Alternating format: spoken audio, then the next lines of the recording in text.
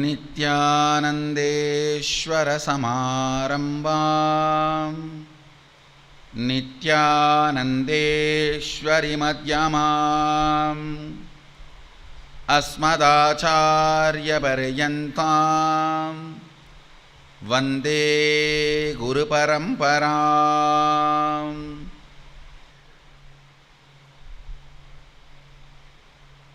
உங்கள் அனைவரையும் வணங்கி வரவேற்கின்றேன். உலகம் முழுவதிலும் நித்யானந்த தொலைக்காட்சி, ஷாலினி தொலைக்காட்சி, முகநூல் நேரடி ஒளிபரப்பு, சமூக வலைதளமான யூடியூப் நேரடி ஒளிபரப்பு மற்றும் இருமுனை காணொளி காட்சி வழியாக அமர்ந்திருக்கும் அன்பர்கள், சீடர்கள், பக்தர்கள், சத்சங்கிகள், சர்வஞ பீட எஜமானர்கள், உங்கள் அனைவரையும் வணங்கி வரவேற்கின்றேன். தொடர்ந்து மகாதேவ ரகசியத்தை உங்களோடு பகிர்ந்து கொள்ளுகின்றேன்.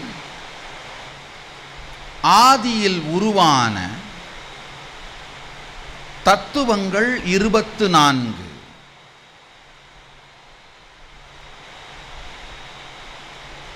தத்துவங்களை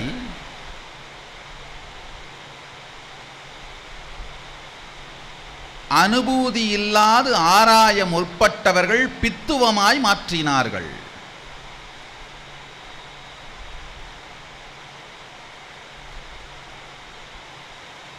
தத்துவம் பித்துவம் ஆனதால்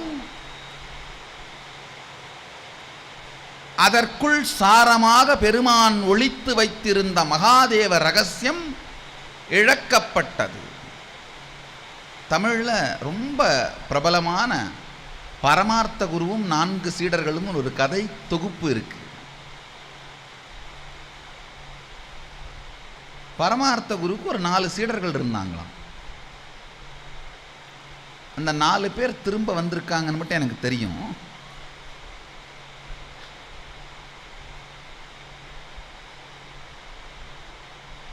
ஒரு நாள் அந்த 4 சீடர்களையும் கூட்டி அவர், அப்பா சந்தைக்கு போய் ஊசி வாங்கிட்டு வாங்கன்னு சொல்றாரு. 4 பேரும் போறாங்க, காலனா கொடுத்து ஊசி வாங்கிடுறாங்க. திடீர்னு அவர்களுக்குள்ளே ஒரு பெரிய தர்க்கம்.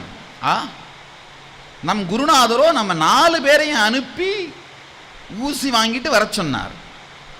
ஊசி இந்த அளவுக்குத்தான் இருக்கு, இத நீ தூக்குறதா நான் தூக்குறதா அப்படின்னு போட்டி. கடைசியில் அவர்கள் சொன்னார்கள், குரு வாக்கை நாம் மீறக்கூடாது. 4 பேரையும் அனுப்பி தூக்கிட்டு வர சொன்னார். அப்ப 4 பேர் சேர்ந்து தான் இதை தூக்கிட்டு போகணும். 4 பேர் சேர்ந்து எப்படி ஊசியை தூக்குறது? யோசித்தார்கள் பரமபக்தர்களான சீடர்கள். 4 பேர் சேர்ந்து இந்த ஊசியை தூக்க முடியாது. அப்ப 4 பேர் சேர்ந்து தூக்குற மாதிரி ஒரு பொருளை வாங்கி அது மேல ஊசியை குத்தி தூக்கிட்டு போலான்னு முடிவு பண்ணார்கள். ஊசி காலனா. 4 பேர் சேர்ந்து தூக்குற மாதிரி ஒரே பொருள் அந்த சந்தையில் இருந்தது. ஒரு பனைமரம், அது 16 அணா. 16 அணாக்கு பனைமரத்தை வாங்கி காலனாக்கு வாங்கின ஊசி அந்த பனைமரத்து மேல குத்தி 4 பேரும் சேர்ந்து நடக்க முடியாமல் தூக்கி கொண்டு ஆசிரமத்திற்கு திரும்ப வர துவங்கினார்கள். காடு மலை எல்லாம் கடந்து கடைசி ஆசிரமத்துக்கு வரும்போது ஆல்மோஸ்ட் நடுநடுங்கி உடல் வெதுங்கி எப்ப வேண்டுமானாலும் அவர்கள் விழுந்து மூர்ச்சையடைந்து விடுவார்களோ என்கின்ற நிலையோடு வருகிறார்கள். ஆசிரமத்துக்குள்ள நுழையும் பொழுது பரமார்த்த குரு பார்த்து நடுநடுங்கி போய்விட்டார். ஊசி தானே கேட்டேன், பனைமரத்தை கொண்டு வருகிறார்களே என் பரமசீடர்கள்.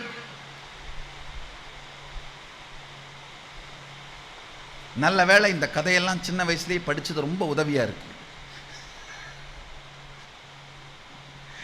இந்த மாதிரி சீடர்களை பார்க்கும்போது திடீர்னு ஒரு ஷாக்கிங்கா ரூட் சர்ப்ரைஸா இல்லாம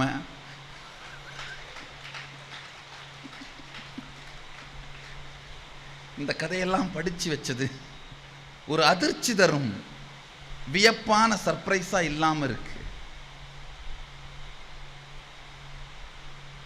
குருவுக்கு புரியல, ஊசி எங்கடான்னு கேட்கிறாரு. 4 பேர் நடந்து வந்த களைப்பிலே பனைமரத்தை இறக்கி கூட வைக்க சக்தி இல்லாமல் பொத்துன்னு கீழே போடுறார்கள். போட்ட வேகத்தில் ஊசி உடைந்து போனது.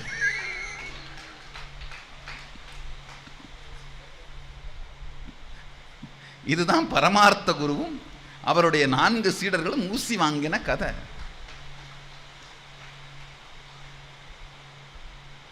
இதே போல்தான் தத்துவத்தை தன் துவம் புரியாமல் ஆராயும் பொழுது ஊசி வாங்க போய் பனைமரம் வாங்கி பனைமரத்தில் குத்திய ஊசி காணாமல் போனது போல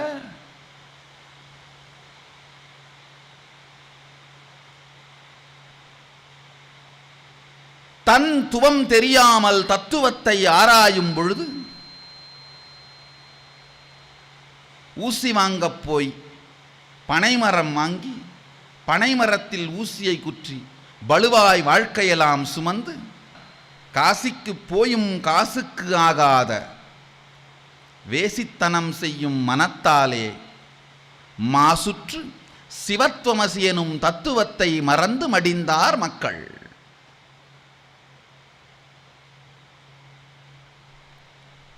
குரு ஒரு தத்துவத்தை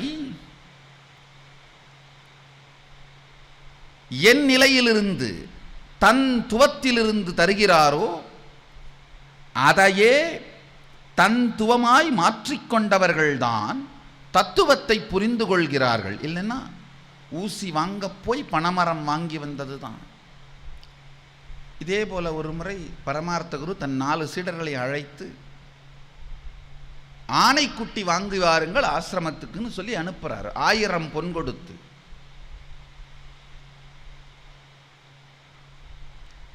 சந்தையிலே நுழைந்தார்கள் 4 சீடர்களும் 1000 பொன்னோடு.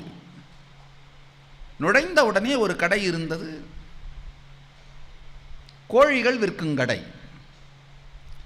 வாசல்ல ஒருத்தர் 10 முட்டை வாங்கிட்டு இருந்தார். அவர்கிட்ட இவங்க பேச்சு கொடுக்குறாங்க, என்ன வாங்குறீங்கன்னு. 10 முட்டை வாங்குகிறேன், என்னுடைய முதலாளி 10 கோழி வாங்கி வர சொல்லி என்னிடம் 10 பொன் கொடுத்திருக்கிறார். நான் 10 முட்டை வாங்கினால் 2 பொன் தான் செலவாகும். இந்த முட்டையை எடுத்துகிட்டு போய் நான் வீட்டில் வைப்பேன். 3 நாள் அது மேலே கோழியை உட்கார வச்சேன்னா இந்த 10 முட்டையும் கோழி ஆயிரும்.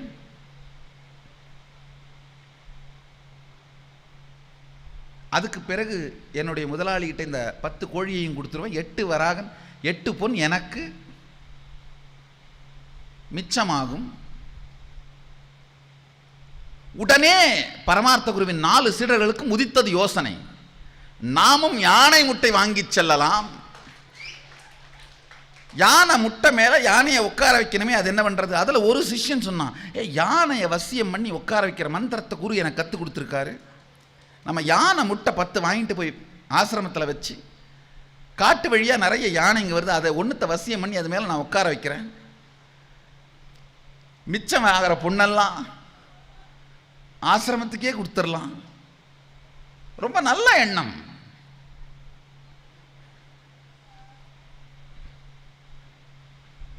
சுத்தி சுத்தி தேடினார்கள் சுகவாசிகள்.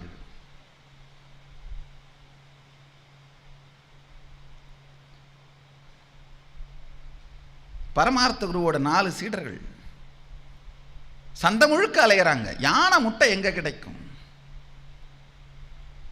ஒரு கடையில் போய் கேட்குறாங்க, யானை முட்டை எங்கே கிடைக்கும். அட கூமுட்டைகளா, யானை முட்டை உண்டா? அப்படி கிடையாது, யானை குட்டி தான் கிடைக்கும். உடனே இந்த 4 சீடர்களும் நினைக்கிறார்கள், இவன் ஏமாற்றி நம்மிடம் பணம் பறிக்க பார்க்கிறான், இவன் திருடன் அப்படின்னு அடுத்த கடைக்கு போகிறார்கள். 4 கடைக்கு போகிறதுக்குள்ள சந்தை முழுக்க விவரம் பரவிருது. ஒரு 4 கூமுட்டைகள் 1000 பொன்னோடு வந்திருக்கிறார்கள், யானை முட்டை வேண்டும் என்று.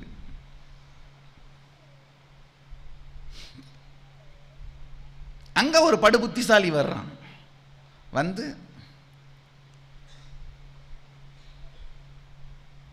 யானை முட்டை வேணும்னு கேட்ட நீங்க உண்மையிலேயே படு புத்திசாலிகள்.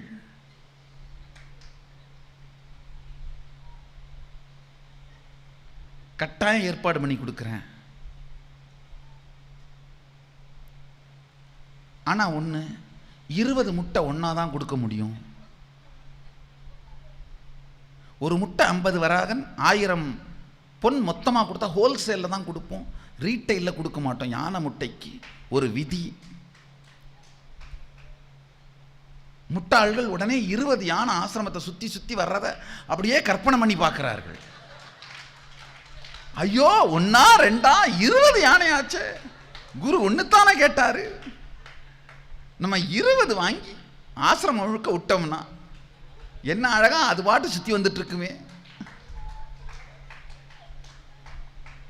உடனடியாக அவரோடு ரகசிய உடன்பாடு செய்து கொண்டு போற வழியில் மற்ற கடைக்காரர்களை எல்லாரையும் திட்டி தீர்த்தார்கள். அந்த முதல் கடை முன்னா இருக்கான் பாரு, எங்ககிட்ட யானை முட்டைன்னே ஒன்று கிடையாதுன்னு யானை குட்டியை தலைமையில கட்டி 1000 வராகனை அபகரிக்க பார்த்தாயா. எதிர்கடை ஏமாத்திரம் இருக்கான் பாரு, 500 வராகன் கொடுத்தா கூட போதும், யானை முட்டை கொடுத்துற, யானையை கொடுத்துறேன்னு ஒரே ஒரு ஒத்த குட்டி யானையை கொடுக்க பார்த்தான்யா. நீ தான்யா சத்தியமான தொழிலாளி, உண்மையான வியாபாரி. 20 யானை முட்டைய வெறும் 1000 வராகனுக்கு கொடுக்குற பாரு. 1 2 செத்தா கூட தப்பு இல்லை, 18 19 வருமேப்பா. இந்த வியாபாரி என்ன பண்ணா, இது ரகசியம், வெளியில தெரிஞ்சா எல்லாரும் போட்டி வியாபாரத்துக்கு வந்துருவாங்க. நான் ஒரு குடோன்ல தனியா ஒரு யானையை வச்சிருக்கேன், அது நிறைய 20 முட்டை போட்டு ரவுண்ட் ரவுண்டா இருக்கு. நீங்க துணியில வந்து அப்படியே அள்ளி மூட்டை கட்டிக்கிட்டு வெளியில தெரியாம என்ன நீங்க தூக்கிட்டு போறீங்கன்னு யாருக்குமே தெரியாம உங்க ஆசிரமத்தை தூக்கிட்டு போயிடணும்.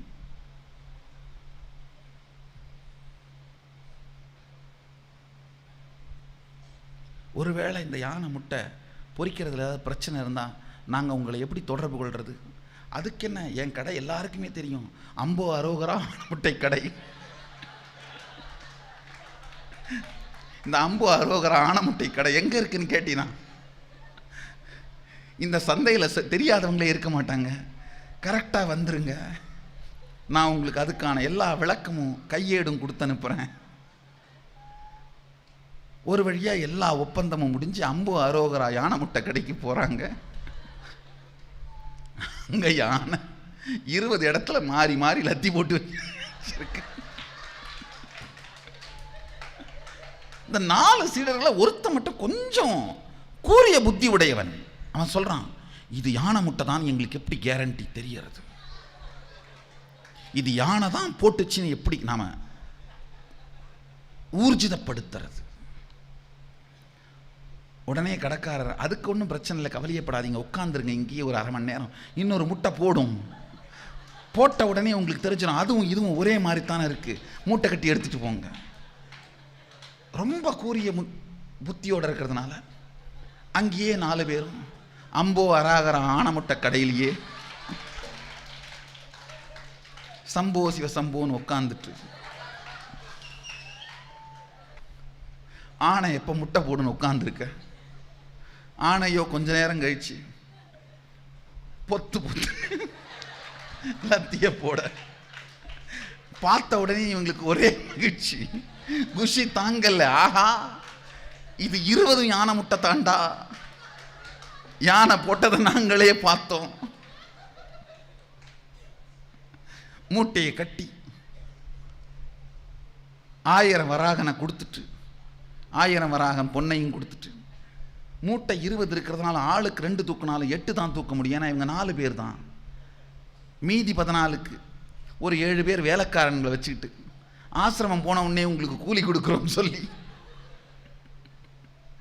ஆளுக்கு ஒரு வராகன் கூலி பேசி முடிச்சு மொத்தம் 10 பேர் 2 மூட்டைகளை 2 பக்க தோள்ல சுமந்துக்கிட்டு மெதுவா ஆசிரமம் நோக்கி வருகிறார்கள். குரு பார்த்தார், ஆனைக்குட்டி எங்கடா?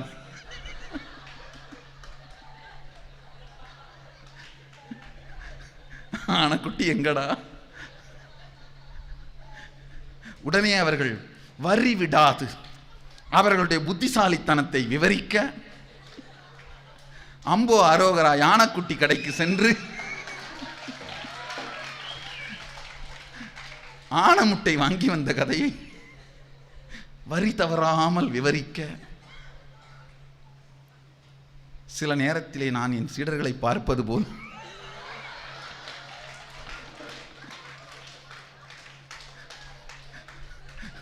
அவரும் முறைத்து பார்த்து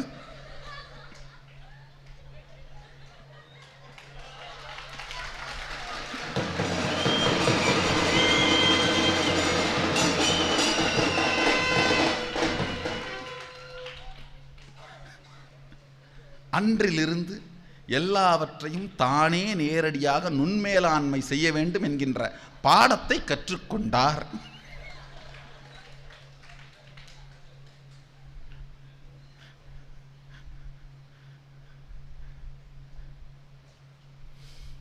தன் துவம் புரியாது தத்துவத்தை ஆராயும் பொழுது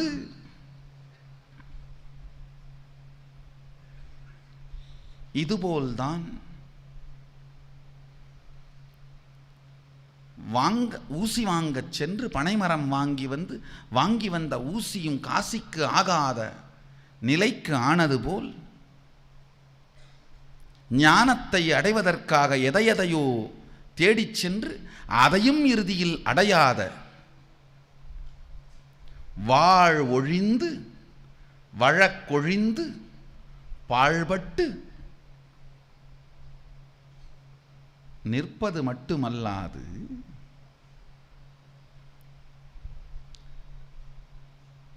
சத்தியத்தை வாழ்க்கையில் சாத்தியமாக்குவதே சாத்தியமில்லை என்று தனக்கு அனுபவப்படவில்லை என்பதற்காக யாருக்குமே அனுபவப்படாது என்று நாத்திகர்களாகவும் மாறித் திரிகிறார்கள்.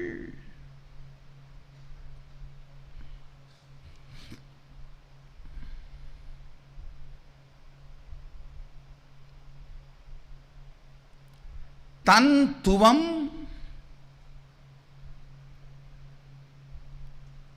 புரிந்து தந்துவம் சார்ந்து தத்துவத்தை புரிந்து கொள்ளல்.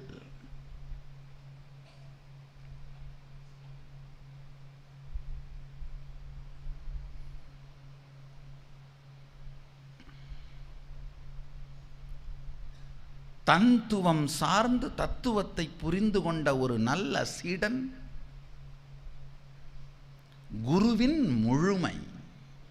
நல்லா தெரிஞ்சுக்கோங்க. தன் துவம் சார்ந்து தத்துவத்தை புரிந்து கொண்ட ஒரு சீடன் குருவின் முழுமை. முருகப்பெருமான் சதாசிவனின் முழுமை, அப்டேட்டட் வெர்ஷன். தத்துவம் புரிந்து தத்துவத்தை உணரும் பொழுது சீடன் குருவின் முழுமையாகிறான். முருகப்பெருமான் சதாசிவனின் முழுமைத்தன்மை. அதனால்தான் தனது முழுமைத்தன்மை முருகன் என்பதை உலகிற்கு சொல்லவே சுவாமி மலையில் முருகனிடமே பாடங்கேட்டான் சதாசிவன்.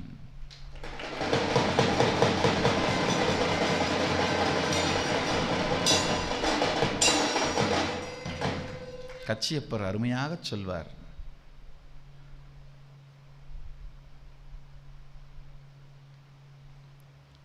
வலது தோளில் அமர்த்தி கந்த கடவுளை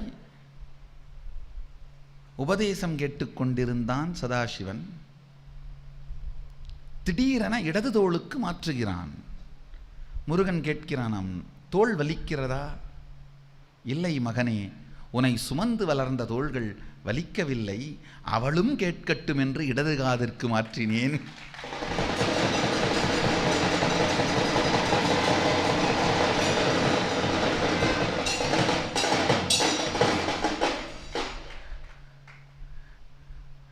நான் மட்டும் கேட்டால் போதுமா?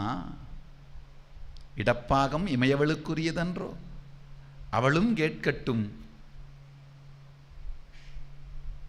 உன் அருட்திறனை, ஆண்மைத்திறனை, முழுமைத்திறனை. முருகப்பெருமான் சதாசிவனின் முழுமை.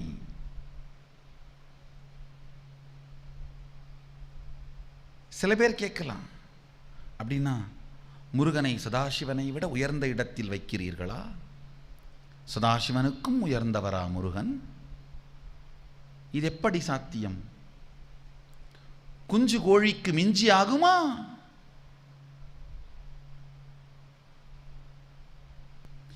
முருகப்பெருமான் சதாசிவனின் முழுமை.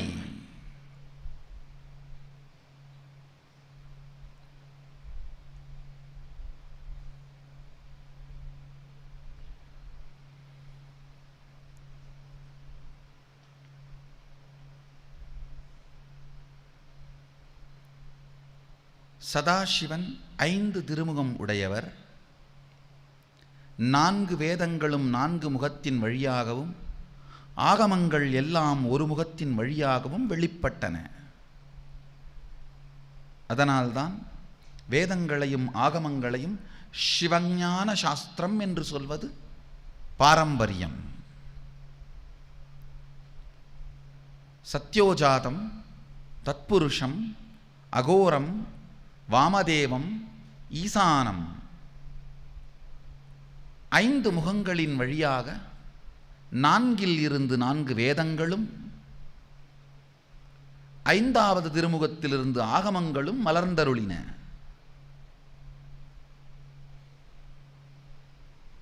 இதில் 6வது திருமுகம் என்ன சொல்ல வேண்டும், எதை உணர்த்த வேண்டும் என்பதற்காக இந்த 5 திருமுகங்கள் வழியாக சாத்திரங்களை வெளிப்படுத்தினாரோ அந்த உள் உணர்வு, இன்னர் ஸ்பேஸ் 6வது திருமுகத்தின் வழியாக வெளிப்பட்டது. கான்டெக்ஸ்ட். எதை சொல்வதற்காக இந்த 5 திருமுகங்களும் மலர்ந்து 4 வேதங்களையும் ஆகமங்களையும் வெளிப்படுத்தினவோ, எதை சொல்ல வேண்டும் என்று, எதை வெளிப்படுத்த வேண்டும் என்று அவர் நினைத்தாரோ, உள்ளத்தால் உள்ளியது இன்னர் ஸ்பேஸ். அவர் உள் உணர்வு 6ஆம் திருமுகமான அஜோமுகத்தின் வழியாக வெளிப்பட்டது. இந்த 6 தீப்பொறிகள்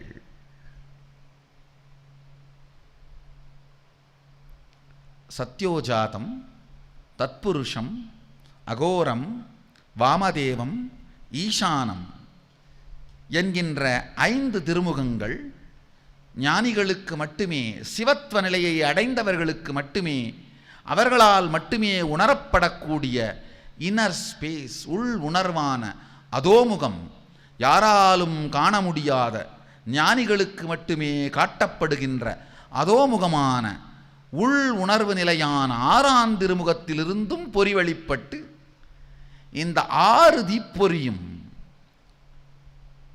6 திருமுகத்தின் நெற்றிக்கண்களிலிருந்தும் வெளிப்பட்ட 6 தீப்பொறியும் ஒன்றுபட்டு உள் உணர்வான கான்டெக்ஸ்டும் சேர்ந்த வெளிப்பாடு முருகப்பெருமான்.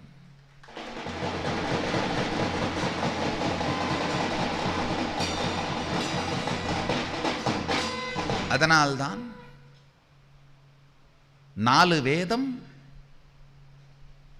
ஆகமங்கள், இதற்கு அப்பாற்பட்டு தனியான ஒரு நூல் சர்வஞானோத்தராகமம். அதோமுகத்திலிருந்து அந்த உள்ள கான்டெக்ஸ்ட், உள் உணர்வு என்ன என்கின்ற உண்மையை அதோமுகத்திலிருந்து முருகப்பெருமானுக்கு இறைவன் அருளுகின்றார். பாரம்பரியத்தின்படி இந்த சர்வஞானோத்திர ஆகமம் 4 வேதம் ஆகமங்களுக்குள் அடங்கவில்லை என்றாலும் அதன் மூலமாக மட்டுமே இந்த 4 வேதத்தையும் ஆகமத்தையும் புரிந்து கொள்ள வேண்டும் என்பது விதி. ஏனென்றால் அது பெருமானுடைய உள் உணர்வு. எந்த நிலையில் எந்த இருப்பை உரைப்பால் வெளிப்படுத்தினாரோ அந்த இருப்பே சர்வஞானோத்தராகமம். உரைப்பு 5, இருப்பு 1. இருப்பு 1ம் உரைப்பு 5மான 6ம் சேர்ந்த முழுமைத்தன்மை ஞானக் கடவுள் முருகன்.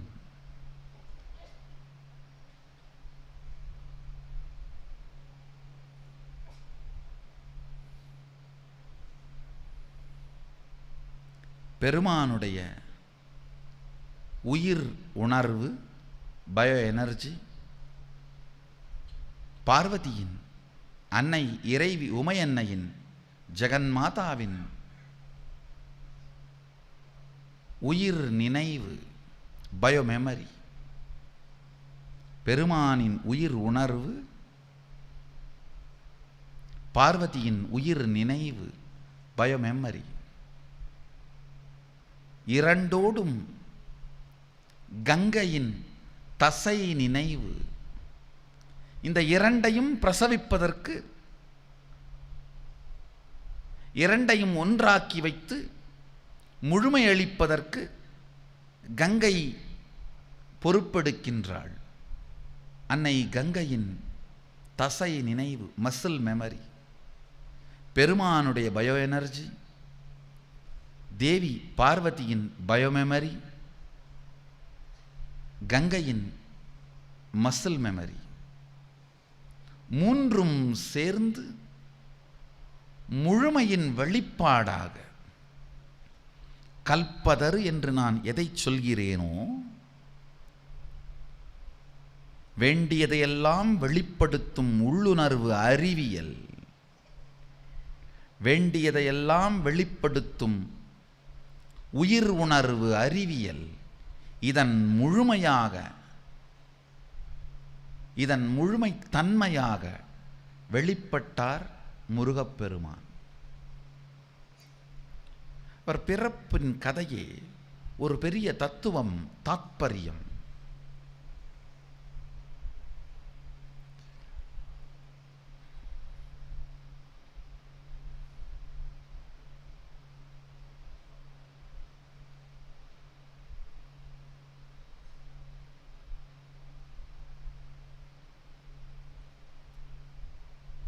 பெருமானும் அன்னையும் இருவரும் ஆண் பெண் உணர்வு கடந்த திவ்ய சரீரங்கள், சாதாரண சரீரங்கள் அல்ல. இவர்கள் இருவருக்குள்ளும் இருந்து சக்தி மாத்திரம் வெளிப்பட்டு ஒன்றாய் கலக்கின்றது.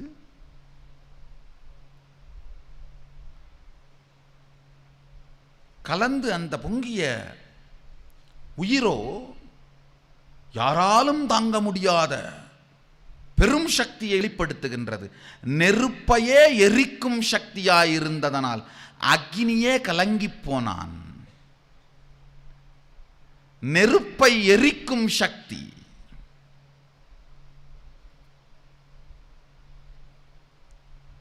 நீரையே நனைக்கும் சக்தி, காற்றையே கலக்கும் சக்தி, ஆகாயத்தை அரட்டும் சக்தி,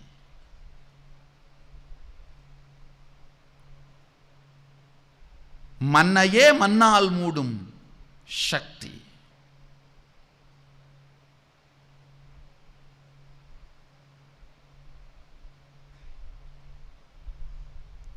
சக்தி பிறந்து விட்டது. அது சரீரமாக மாறுகின்ற வரை அதை காக்க வேண்டும். யாராலும் இயலவில்லை.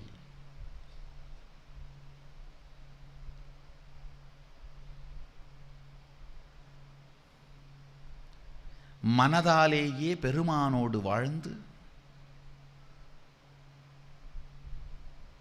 அவர் திருமேனியிலேயே குடிகொண்டிருக்கும் அன்னை கங்கை முன்வருகின்றாள். நான் இந்த கர்ப்பத்தை தாங்கி முழுமையான திருமேனியாக மாறும் வரை தாங்குகின்றேன்.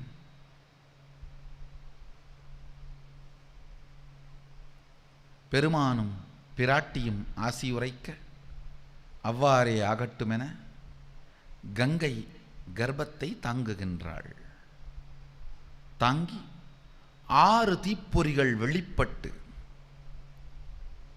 சத்யோஜாதம் தத்புருஷம் வாமதேவம் அகோரம் ஈசானம் எனும் 5 திருமுகத்திலிருந்தும் 6வது திருமுகமான அதோமுகத்திலிருந்து வெளிப்பட்ட 6வது தீப்பொறி, இந்த 6 முகத்திலிருந்தும் பயோ எனர்ஜி வெளிப்பட்டதனாலே 6 சரீரங்களாக கர்ப்பம் மலர்ந்தது. சரீரம் 6ஆக இருந்ததனால் பாலூட்டி சீராட்டி வளர்க்கவும் 6 பெண்கள் தேவைப்பட்டனர். ஏற்கனவே இதற்காக தவமிருந்து பெருமானையே தன் பிரானாக வரித்து மதுரத்தில் தவமிருந்த கார்த்திகை பெண்கள் 6வரையும் பெருமான் அழைத்து, நம் திருமகனுக்கு நீங்கள் 6வரும் முலைப்பால் ஊட்டி வளர்ப்பதன் மூலமாக உங்கள் மதுர நிலையில் பூர்த்தி அடைவீர்களாக என்று ஆசீர்வதிக்க, 6 பேரும் கன்னிப்பெண்களாக இருந்தாலும் பெருமான் ஆசீர்வதித்ததனால் குமரனை கண்டதும் தாயைப் போலவே உணர்ந்து தாய்ப்பாலூட்டி சீராட்டி தன் குழந்தையாகவே வளர்க்க, அவதார நோக்கத்தின் காலம் கனிந்த காரணத்தால் 6 திருமேனிகளையும் அன்னை ஆதிசக்தி ஒன்றாக்கி ஒரு திருமேனியாக்க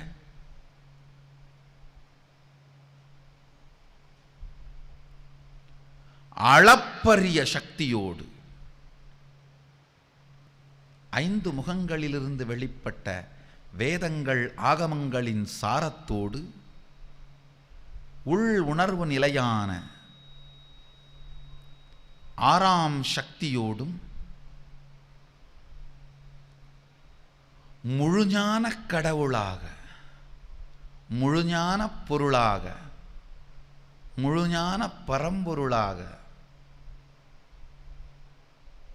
குமரப்பெருமான் உருப்பெற்றார். தத்துவம் உரைப்பது, உணர்வு இருப்பது, சதாசிவனின் இருப்பும் உரைப்பும் ஒன்றாய்ச் சேர்ந்த நிறைப்பே ஆறுமுகக் கடவுள். ஒரு நல்ல சீடன் உரைப்பையும் இருப்பையும் உள்வாங்குவானேயானால் குருவின் நிறைப்பாக மாறுகின்றான். ஒரு நல்ல சீடன் குருவின் உரைப்பையும் இருப்பையும் உள்வாங்குவானேயானால்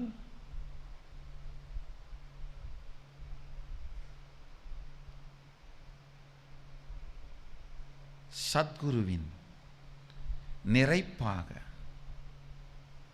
குருவோட கம்ப்ளீஷன் சீடன்.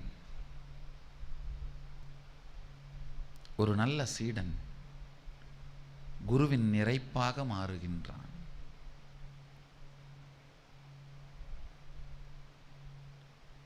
கம்ப்ளீஷன் நடக்கும் பொழுதுதான்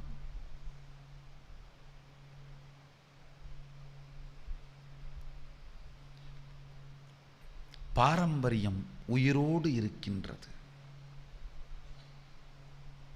எப்போ என்னுடைய கம்ப்ளீஷனாக என்னுடைய சீடர்கள் உருவாகிறார்களோ அப்பொழுதுதான் என் அவதார நோக்கம் நிறைவு பெறுகின்றது. அப்போ மட்டும்தான் நான் கொண்டு வந்தது உலகத்திற்கு என்றும் உலகில் நிலை நின்று இருக்கும் என்கின்ற உத்தரவாதம் எனக்கு அளிக்கப்படுகின்றது.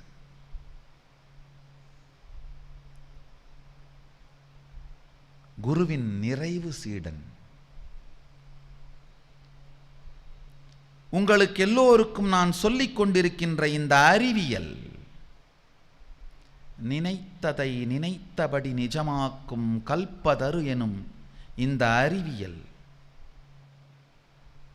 வேதாந்த சித்தாந்த ஆகமாந்தத்தின் சாரம், சுத்தாத்வைத சைவத்தின் சாரம், சிவத்வமசி எனும் சத்தியம்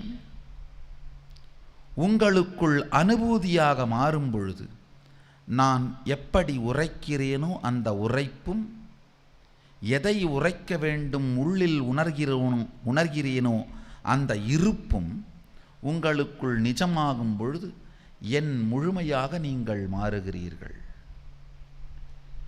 என் முழுமையான சீடர்கள்தான் என் நோக்கத்தை நான் நிறைவேற்றியதற்கான அடையாளம். பல பேர் என்கிட்ட கேட்குறது உண்டு, ஏன் சாமி காரணமே இல்லாமல் 24 மணி நேரம் உழைச்சிட்டே இருக்கீங்க? நீங்கள் சாமியார், யாருக்காக உழைக்கிறீங்க? அவசியம் என்ன? 24 மணி நேரம் ஏதாவது எழுதுறீங்க, ஏதாவது பேசுகிறீங்க, ஏதாவது சொல்கிறீங்க, ஏதாவது வேலை செஞ்சிட்டே இருக்கீங்க. காரணம் என்ன? நன்றாக தெரிந்து கொள்ளுங்கள். உங்களிடமிருந்து எதையும் எதிர்பார்த்து அல்ல, நீங்கள் மலரும் பொழுதுதான் நான் முழுமை தன்மை அடைகின்றேன் என்கின்ற ஒரே காரணத்திற்காக.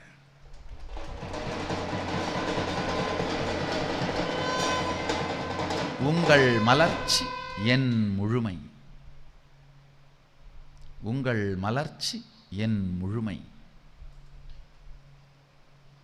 என்கின்ற ஒரே காரணத்திற்காகத்தான் அயராது தயங்காது தொடர்ந்து இயங்கிக் கொண்டே இருக்கின்றேன். சிந்தையெல்லாம் சிவமயமாய்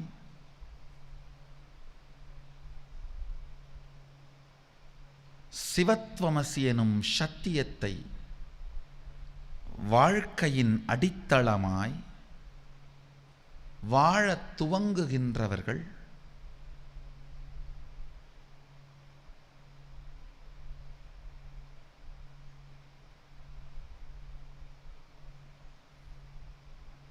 தொடர்ந்து இதை வாழத் துவங்குகின்றவர்கள்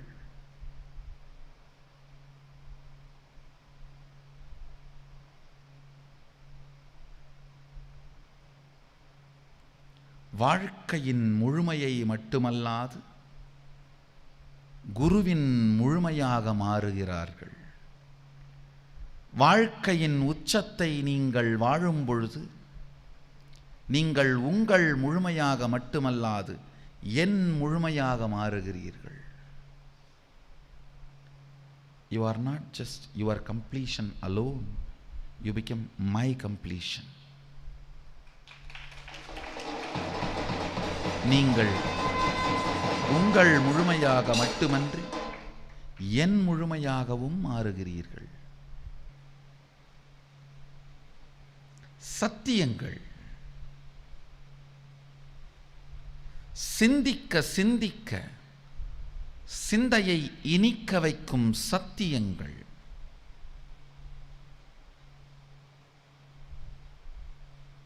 பேரும் ஊரும் சீரும் என்னவெல்லாம் வேண்டும் என்று நினைக்கிறீர்களோ இவையெல்லாம் தந்து இதன் நிலையற்ற தன்மையையும் உங்களுக்கு காட்டி இதையும் தாண்டி வாழ்வு என்று ஒன்று உண்டு என்பதையும் உணர்த்தி அது என்ன என்று அனுபூதிமயமாக உங்களுக்கு ஆக்கி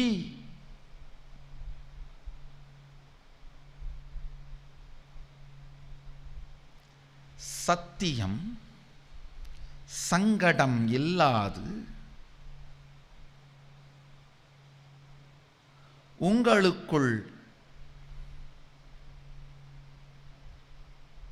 அனுபூதியாய் மாறுகின்ற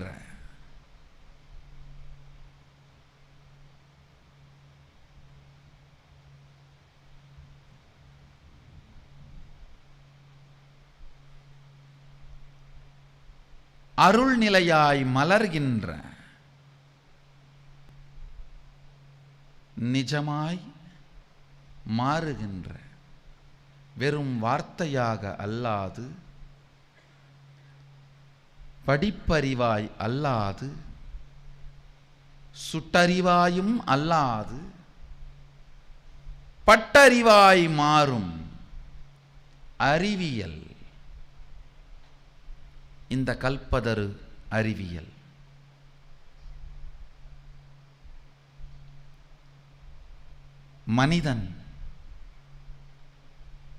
மனிதனுக்குள் உயிர்த்திருக்கும் உயிர் இறைவனின் விதை.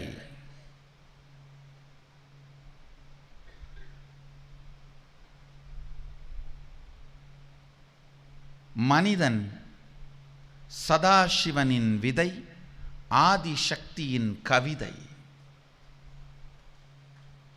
குருவின் அகவிதை.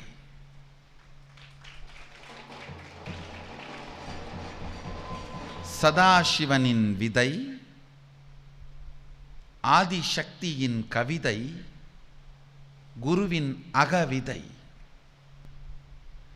மீண்டும் மீண்டும் மீண்டும் எத்துணை முறை கேட்டாலும் வாழ்ந்தால் மட்டுமே சத்தியம் சாத்தியம். யோகாசனத்தை பற்றி 100 புத்தகம் படித்தா வயிறு குறைஞ்சிராது.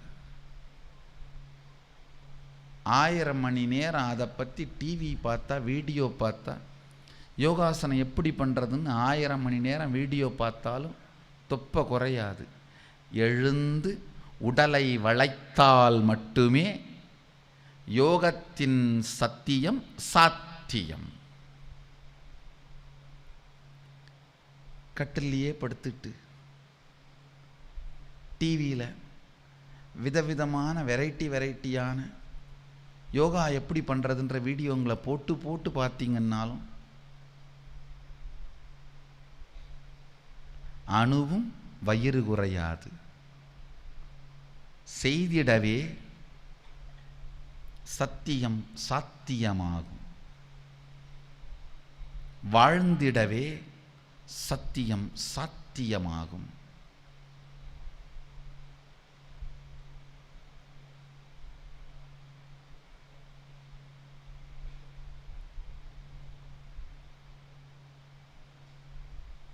இல்லைன்னா வாழ்க்கை நடந்துகிட்டே இருக்கும்.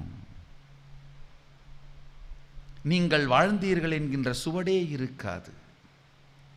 பேரினை நீ ஊரெல்லாம் கூடி ஒலிக்க அழுதிட்டு, பேரினை நீக்கி பிணம் என்று பெயரிட்டு, சூரையங்காட்டிடை கொண்டு போய் சுட்டிட்டு, நீரினில் முழுகி நினைப்பொழிந்தனரே. ரொம்ப வலிக்கிற விஷயம் அந்த நினைப்பொழிந்தனரேன்ற வார்த்தை தான். ஊரெல்லாம் கூடி ஒலிக்க அழுவார்கள். பரவாயில்ல, ஆஹா, அட்லீஸ்ட் அழுவுறாங்களே. பேரினை நீக்கி பிணம் என்று பெயர் வைப்பார்கள். பரவாயில்ல, ஏதோ ஒரு பேர் இருக்கே. சூரையங்காட்டிடை கொண்டு போய் சுடுவார்கள். பரவாயில்ல, நாய் நரிக்கு போடாம ஒழுங்கா எடுத்துட்டு போய் கொளுத்துறாங்களே. நீரினில் முழுகி, அது கூட ஓகே, பரவாயில்ல. நினைப்பொழிந்தனரே, நினைப்பு ஒழிவார்கள். அதுதான் வலிக்குது. ஐயோ, மறந்துருவானுங்களே நாளைக்கு. நீரினில் முழுகி நினைப்பொழிந்தனரே, அதுதான் வலிக்குது. மறந்துருவானுங்களே. ஆழ்ந்து தெரிந்து கொள்ளுங்கள். சிந்தையெல்லாம் இனிக்கும். சிவத்தன்மையை உணர்ந்தால் ஒழிய வேறு ஒரு காரணத்தாலும்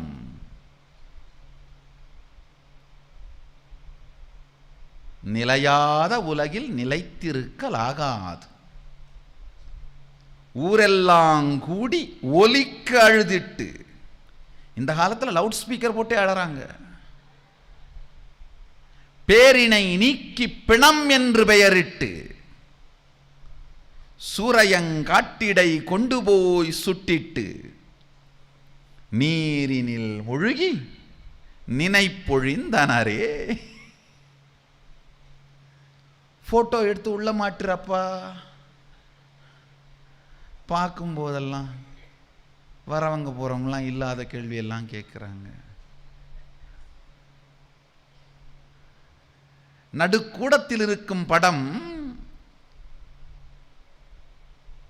குறுக்கும் நெடுக்குமாய் நாம் நடந்து கொண்டிருக்கும் நடுக்கூடத்தில் இருக்கும் படம் வருடத்திற்கு ஒரு முறை செல்லும் பூஜை அறைக்குள் சென்றவுடனேயே நினைப்பொழிந்தனரே.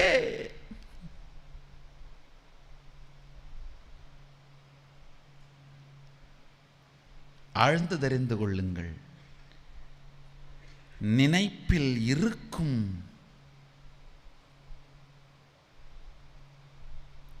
நினைப்பையே இனிக்க வைக்கும் சத்தியத்தை நினைந்து வாழ்க்கையை மலர்த்தினீர்களானால் மட்டும்தான் நிரந்தர வாழ்க்கை.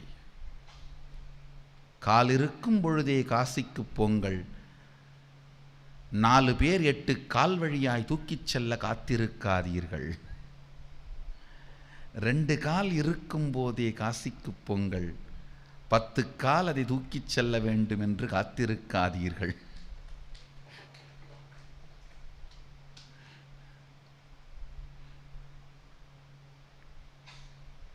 பற்று கால் பிடித்து 2 கால் ஊன்றி காசிக்கு செல்லாமல் இருந்தால் 10 கால் தூக்கிச் செல்லும் வரை காத்திருப்பீர்கள்.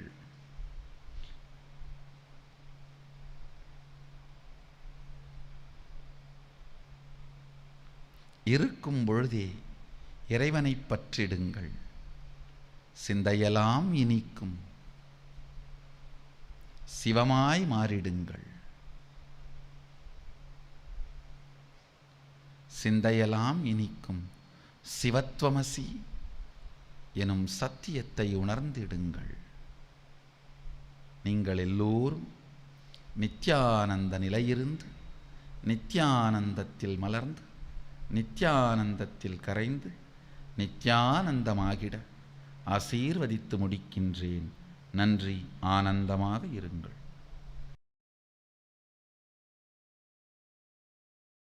நித்யானந்த பீடம், பெங்களூரு ஆதீனம், ஆஃப் மைசூர் ரோட், பிடதி, பெங்களூரு. 08027279999.